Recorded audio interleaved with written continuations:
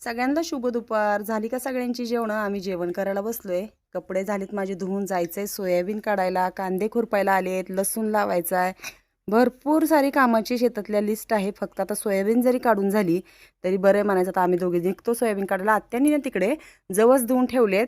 तर आत्या जवसाची चटणी कशी बनवतात हे मी तुम्हाला नक्की दाखवणार आहे. तर चला मग आता जेवणात काय काय बनवलं बघूया. मस्त आमचे गावाकडच्या पद्धतीचे तव्यातले भाकरीचे तुकडे.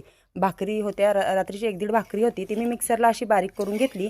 आत्याने छान असा कांदा परतून घेतला, कढीपत्ता, थोडी हळद, लाल तिखट घातलं आणि वरून घातली छान अशी कोथिंबीर, थोडंसं शेंगदाण्याचं कूट घातलं आत्याने. आत्याला बारीक म्हणजे शेंगदाणे चावत नाहीत म्हणून ठेवले होते मी खरं टाकण्यासाठी.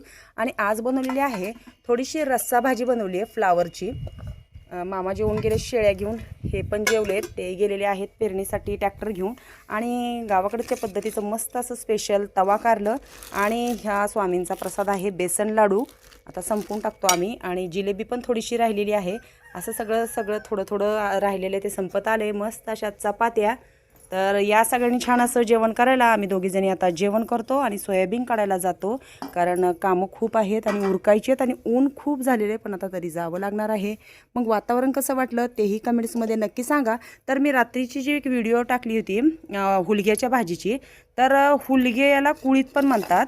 हे मी गडबडीमध्ये रिप्लाय देताना हे केलं, सांगायचे विसरले.